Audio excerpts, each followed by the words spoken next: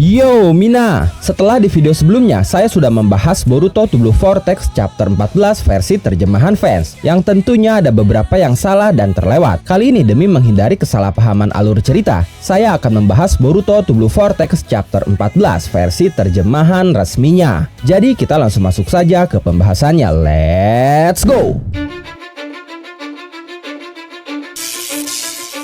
I don't give a fuck what you say. Yeah, I'ma do shit my way. So you can go kick rocks, I'ma stack bricks up, build what I want to make. Yo, I got a lot of shit to say, so I'ma do this every day. I'll be writing things until I'm fucking buried in my grave. 6 feet deep under, but my body won't decay.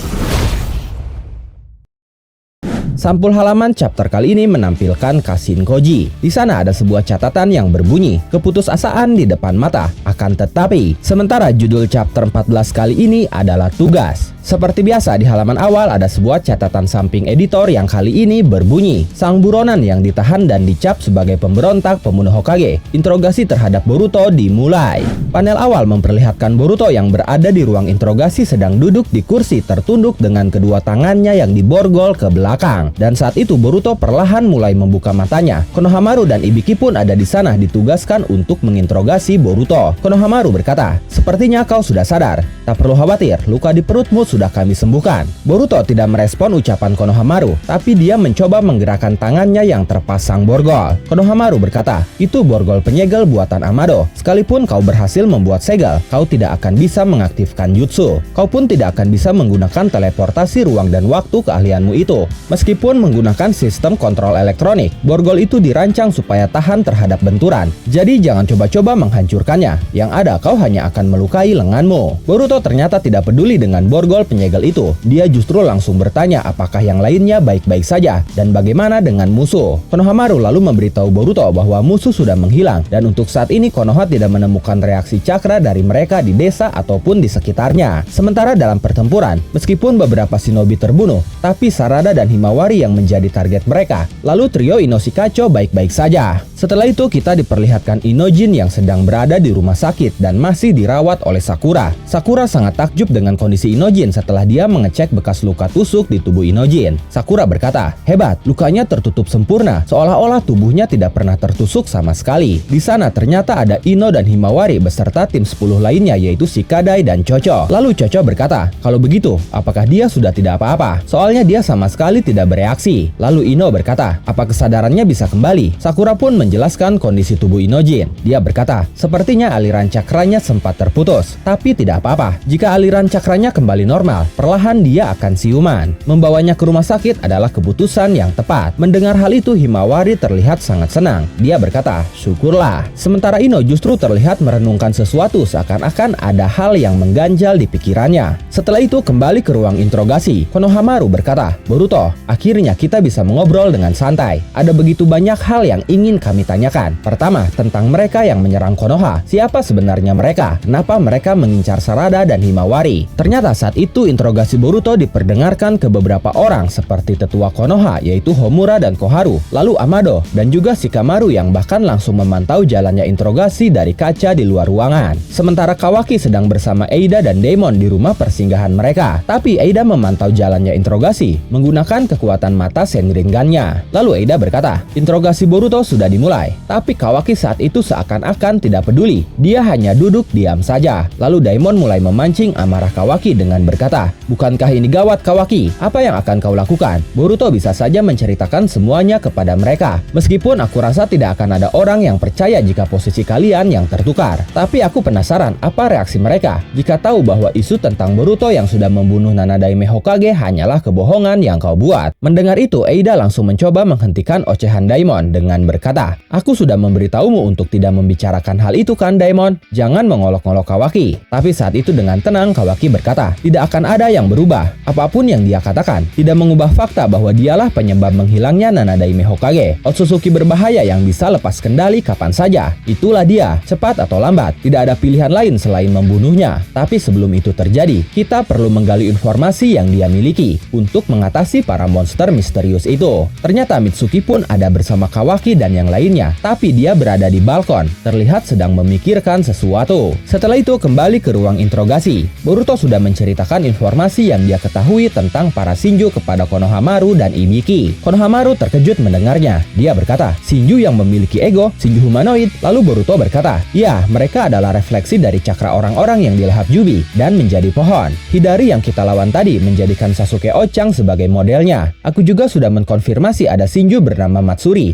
yang menjadikan Moigi Sensei sebagai modelnya. Hati-hatilah Konohamaru Sensei, target yang ingin dilahap Matsuri adalah kau. Konohamaru kebingungan mendengar hal itu. Lalu Amado ikut berkomentar. Dia berkata, tujuan awal Yubi adalah melahap Otsutsuki lalu menjadi pohon Shinju dan menancapkan akar-akarnya ke tanah. Hal itu dilakukan untuk menyerap semua kehidupan planet dan menghasilkan buah cakra. Mereka melakukan hal itu secara naluri, tapi saat ini mereka sudah mendapatkan akal. Kita tidak bisa menganggap mereka sebagai binatang buas yang hanya bertindak mengikuti naluri. Biasanya rasa ingin tahu yang tinggi menuntut perubahan emosi dan pengetahuan baru berdasarkan pengalaman. Dengan kata lain, informasi. Kemungkinan itu yang mereka inginkan. Konohamaru semakin terkejut dan bingung. Dia berkata, maksudmu mereka mencoba mendapatkan informasi dengan melahap Sarada, Himawari, dan juga aku? Lalu Boruto berkata, kemungkinan seperti itu. Jura, pemimpin yang menyatukan mereka, mengarahkan mereka untuk melakukan itu. Eksistensinya tidak berdasarkan model seperti Sasuke Sensei dan Moigi Sensei. Dia adalah inkarnasi dari Yubi itu sendiri. Bisa dikatakan dia adalah sumber masalah dari bahaya yang sedang kita hadapi. Singkatnya, jika Jura bisa dikalahkan, bisa dikatakan planet ini akan selamat dari bahaya. Semua orang keheranan mendengarnya. Lalu Konohamaru langsung bertanya, kenapa? Kenapa kau bisa begitu yakin? Kenapa kau bisa tahu hal itu? Bagaimana caranya kau mendapatkan informasi itu? Jawablah Boruto, kami akan memutuskan percaya atau tidak pada ceritamu setelah mendengarkan jawabanmu. Setelah itu, akhirnya Boruto memberitahu Konohamaru dengan berkata, sumber informasiku adalah seorang pria. Tapi maaf, aku tidak bisa memberitahu identitasnya. Dia tidak ingin identitasnya diketahui demi keamanannya sendiri. Konohamaru kecewa mendengar jawaban Boruto. Dia berkata, tidak bisa seperti itu. Kau pikir omong kosong seorang buronan pengkhianat akan kami percayai semudah itu? Boruto membalas ucapan Konohamaru dengan berkata, sama saja kan, kalian mengincar nyawaku, tapi kalian membiarkanku hidup hanya karena aku memiliki informasi. Bukankah begitu?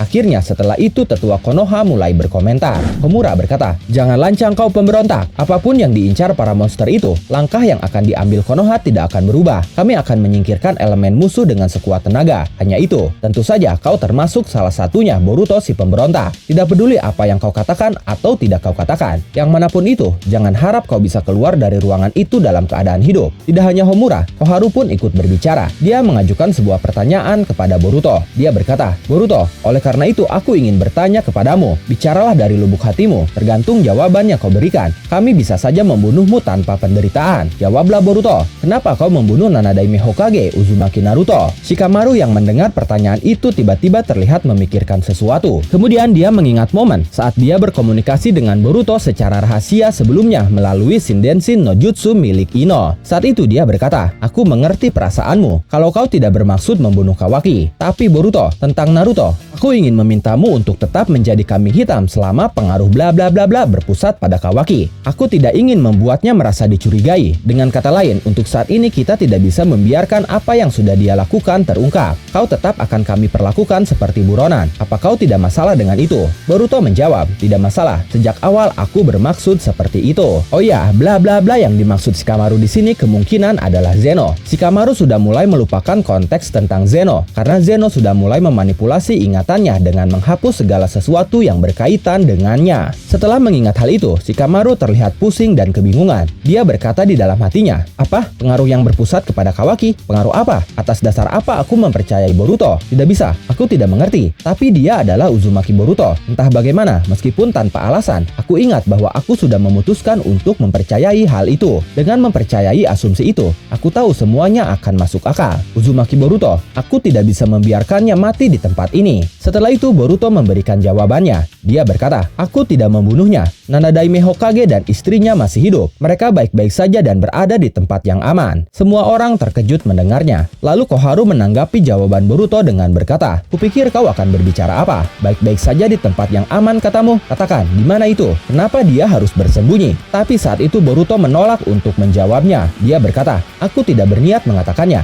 Eida yang mendengar interogasi Boruto pun hanya terdiam. Sementara Kawaki masih duduk dengan santainya karena dia tidak tahu tahu apa yang terjadi saat itu. Kembali ke ruang interogasi, Homura berkata lagi, "Di saat seperti ini pun kau masih berbohong ya? Aku tidak tahu harus mengatakan apa lagi kepadamu." Boruto membalasnya dengan berkata, "Aku hanya mengatakan kalau aku tidak berniat membicarakannya dengan kalian. Sama sekali tidak ada kebohongan dalam ucapanku." Lalu Homura berkata, "Bocah, kau begitu ingin mati menderita ya?" Setelah itu Ibiki menghampiri Boruto sambil berkata, "Tekadmu boleh juga, memang harus seperti itu. Akhirnya kita bisa memulai interogasi yang sebenarnya. Benar kan Boruto?" Melihat Ibiki mulai bertindak, Shikamaru langsung menghubungi Ino secara diam-diam. Shikamaru berkata, "Ino, ini aku. Bagaimana kondisi Inojin?" Ino berkata, "Ya, dia baik-baik saja. Sekarang masih tidur, tapi sudah stabil." Shikamaru berkata, "Begitu ya, syukurlah." Di sini Ino tahu maksud dari Shikamaru. Dia berkata, "Sudahlah, langsung saja ke topik utamanya. Ini tentang Boruto kan?" Shikamaru berkata, "Ya, situasinya gawat. Seperti biasa, aku ingin bicara dengannya secara rahasia. Tolong sambungkan komunikasi ini pada dia sekarang juga." Ino bertanya, "Apakah itu perintah sebagai Hokage?" Mendengar pertanyaan Ino, Shikamaru termenung. Lalu Ino melanjutkan ucapannya. Dia berkata, "Aku sudah katakan kan, penggunaan Shindensin no Jutsu secara personal itu melanggar peraturan. Aku pun memiliki kewajiban melaporkan isi dari setiap komunikasi yang terjadi. Bahkan dengan kita bicara seperti ini pun, kita sudah melanggar 5 aturan." Lalu Shikamaru berkata, "Aku sudah mengatakannya, ini adalah misi super rahasia. Hanya kau yang bisa melakukannya." Ino kembali berkata, "Aku ini khawatir padamu. Kenapa kau sampai sebegitunya membantu Boruto? Aku sama sekali tidak paham." Shikamaru membalasnya, "Ino, aku paham bahwa ini sulit dipercaya, tapi kumohon percayalah padaku. Aku butuh bantuanmu. Ini bukan perintah sebagai Hokage, melainkan permohonan dari seorang teman." Hanya saja Ino masih tidak mau menuruti permohonan Shikamaru itu. Dia berkata, "Dinginkan kepalamu Shikamaru. Kita tidak boleh terus melanjutkan hal seperti ini. Maaf, tapi kali ini aku tidak bisa membantumu." Shikamaru pun panik karena Ino langsung memutus komunikasi mereka. Kembali ke ruang interogasi, Ibiki sudah berada di belakang Boruto. Dia berkata, "Jika benar Nana Daime Hokage baik-baik saja, cepat katakan di mana dia. Jika kau tidak bisa mengatakannya, tentu saja alasanmu tidak bisa diterima. Kau hanya akan mati dengan dicap sebagai pemberontak pembunuh Hokage." Tapi saat itu Boruto benar-benar diam 1000 bahasa, hingga akhirnya Ibiki mulai melakukan penyiksaan fisik supaya Boruto mau berbicara. Ibiki menghantamkan wajah Boruto ke meja dengan sangat keras, lalu sambil mencengkram kepala Boruto dan mengangkatnya.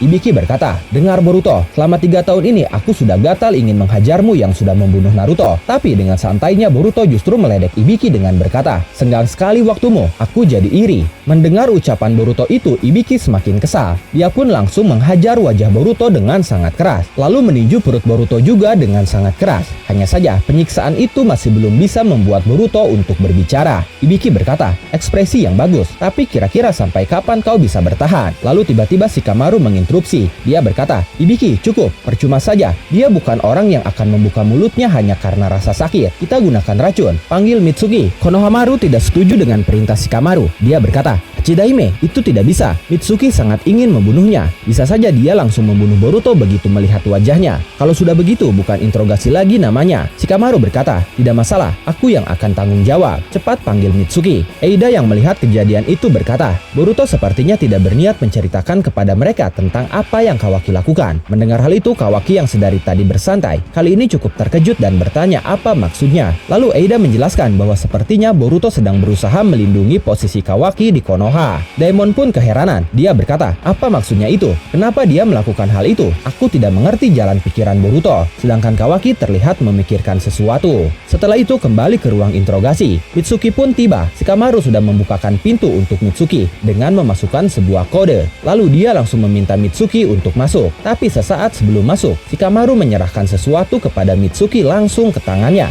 Shikamaru berkata, "Mitsuki, kita adalah shinobi. Lalu ini adalah misi. Kendalikan perasaanmu, lalu laksanakan tugasmu. Mengerti?" Setelah itu Mitsuki pun masuk ke dalam ruang interogasi. Konohamaru langsung memberikan wejangan kepada Mitsuki. Dia berkata, "Dengarkan aku Mitsuki. Boruto adalah saksi yang berharga. Ada kemungkinan dia menyembunyikan informasi yang berharga bagi Konoha. Tujuan kita adalah menggali informasi itu. Jangan sampai kau membunuhnya." Tapi saat itu Boruto justru memancing keributan dengan Mitsuki. Boruto berkata, "Oi Mitsuki, apa kau masih mencari mataharimu itu seperti orang bodoh?" Mendengar hal itu tanpa pikir panjang, Mitsuki langsung menggunakan Sage modenya. Dia langsung menyergap Boruto untuk memberikan racunnya. Konohamaru pun panik. Dia berteriak memanggil Mitsuki. Sementara Mitsuki merespon ucapan Boruto sebelumnya dengan berkata, "Hanya itu yang ingin kau katakan? Dasar pemberontak tak tahu terima kasih." Lalu Ibiki memegang Mitsuki dan mencoba untuk menariknya dari Boruto sambil berkata, "Siap, hoi hentikan itu." Tapi mengejutkan, Mitsuki justru mengeluarkan ular kecilnya yang dia perintahkan memerintahkan untuk membuka borgol Boruto dengan memasukkan sebuah kode. Borgol Boruto pun lepas dengan mudah. Lalu Mitsuki berbisik kepada Boruto, "Barang-barangmu ada di ruang keamanan bagian barat. Penjaganya ada 2 orang." Setelah itu Ibiki berhasil menarik Mitsuki. Konohamaru berkata, "Sial, sudah kukatakan kan sebelumnya." Tapi saat itu semuanya dibuat terkejut karena Boruto sudah bersiap dengan segel tangannya untuk melakukan teleportasi menggunakan Hiraishin no Jutsu. Boruto berkata, "Aku katakan sekali lagi kepada kalian, aku tidak menganggap kalian sebagai musuh. Aku akan memberi kalian informasi sesuai dengan kebutuhan menurut penilaianku. Bagaimana kalian memanfaatkan informasi itu? Semuanya terserah pada kalian." Setelah mengatakan itu, Boruto langsung pergi menghilang. Konohamaru terkejut karena dia melihat borgol penyegelnya benar-benar terbuka. Dia berkata, "Yang benar saja, borgol penyegelnya bisa lepas." Ibiki berkata, "Bukankah benda ini seharusnya tahan terhadap benturan kuat sekalipun?" Amado sialan, ternyata itu hanya omong kosong. Kemudian Konohamaru berkata di dalam hatinya, "Jangan-jangan Mitsuki yang membukanya." Tidak, itu mustahil. Yang tahu 4 digit kode pembuka kuncinya hanya aku, Ibiki, dan Hachidaime Hokage.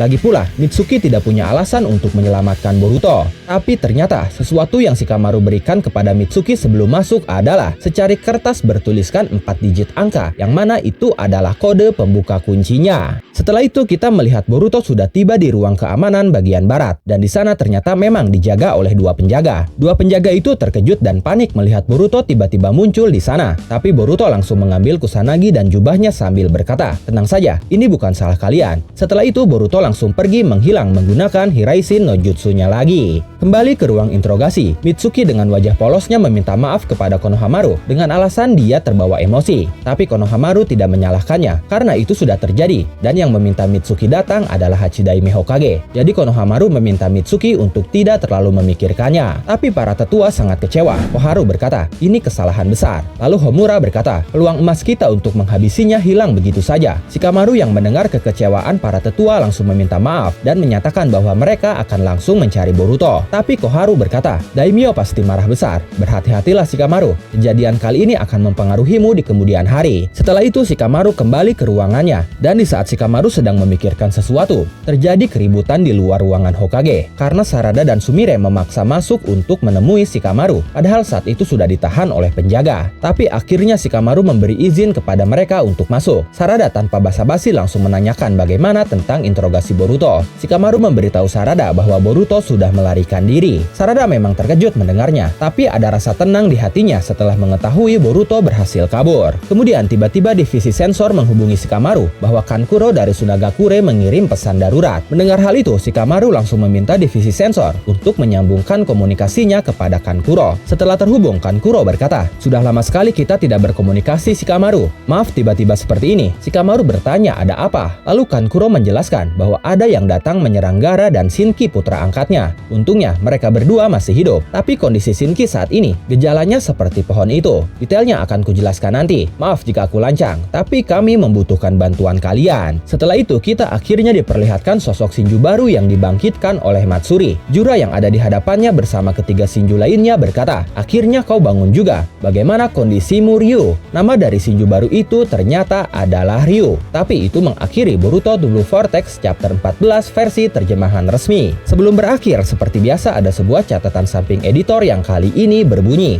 "Kekuatan tempur para Shinju bertambah. Apa yang sebenarnya terjadi di Sunagakure?" Oke, tulis dan diskusikan pendapat, asumsi, spekulasi, atau teori kalian di kolom komentar. Terima kasih sudah menonton video ini sampai akhir. Mohon maaf jika ada kesalahan dalam narasi maupun dalam terjemahan dan penyebutan istilah asing. Tetap nantikan konten Boruto dan konten menarik lainnya hanya di Animangatik. Sekali lagi terima kasih dan sampai jumpa di video selanjutnya.